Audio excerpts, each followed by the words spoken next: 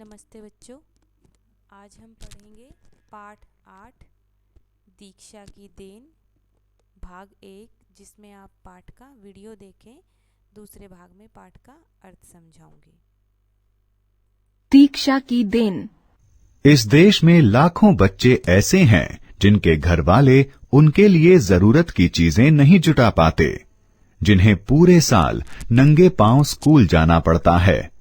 यह पाठ कुछ ऐसे ही बच्चों के बारे में है। इस पाठ को पढ़कर जानते हैं कि ऐसे बच्चों के लिए दीक्षा और वरुण क्या क्या करते हैं। लखनऊ की दीक्षा जेटली बंगलुरु में LLB कर रही थी। वह महात्मा गांधी रोड से होते हुए CMR लॉ स्कूल जा रही थी। दीक्षा के साथ उसका मित्र वरुण प्रिंस भी था। उन्होंने सूती कपड़े और आरामदेह जूते पहने थे, फिर भी चलना मुश्किल हो रहा था। उस दोपहर मौसम भी बदतर होता जा रहा था। तभी उन्होंने देखा कि 5 साल का एक बच्चा नंगे पांव फुटपाथ पर लगे पत्थरों पर उछलते हुए चला जा रहा है। उसके चेहरे पर परेशानी का कोई लक्षण नहीं था। उस बच्चे को नंगे पांव देखकर दीक्षा और उसके दोस्त का दिल भर आया। उन्होंने बच्चे के पीछे चलना शुरू कर दिया। ठीक 10 मिनट बाद वे लीलागंजपुरम स्थित सरकारी स्कूल में पहुंच गए। वहां वे यह देखकर हैरान रह गए कि उस स्कूल में किसी भी बच्चे के पांवों में जूते नहीं थे। वे दोनों अपने कॉलेज लौट आए। वह दृश्य उनकी आंखों से अब भी ओझल नहीं हो रहा था। वे दोबारा उसी स्कूल में गए और हेडमास्टर से मिलकर बच्चों की मदद करने की इच्छा जताई।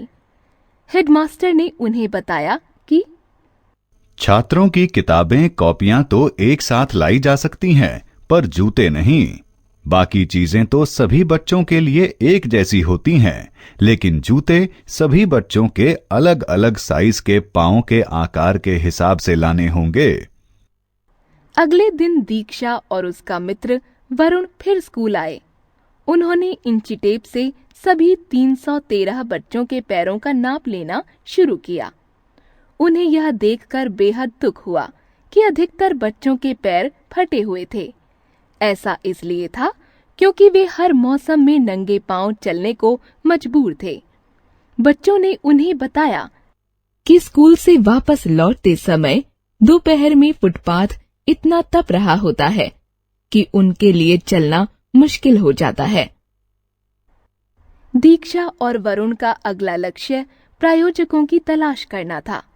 उन्होंने सोशल मीडिया की मदद लेने की सोची। इसके लिए फेसबुक पर वन अपॉर्चुनिटी नाम का एक पेज शुरू किया।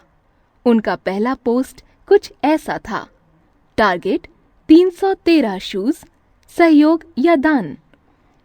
उन्होंने वेबसाइट पर मदद की अपील में लिखा कि नकद राशि या जूते भेजकर इन बच्चों की मदद की जा सकती है। यह भी बताया कि एक जोड़ी जूतों की कीमत 150 रुपए के करीब होगी। शुरुआत में कई लोगों ने पुराने जूते भेजे, लेकिन जब उन्हें ईमेल के माध्यम से इसके लक्ष्य के बारे में बताया गया, तब उन्होंने नए जूते भेजने शुरू किए। कुल मिलाकर उन्हें लोगों द्वारा भेजे गए 122 जोड़ी जूते मिले। फेसबुक पर अपने दोस्तों की मदद से वे 18,000 रुपए जुटाने में भी सफल रहे। जिन लोगों से उन्हें सहयोग मिला, उनके बारे में और लोगों को भी बताया। वेबसाइट पर उनकी तस्वीर देते हुए उनका आभार माना।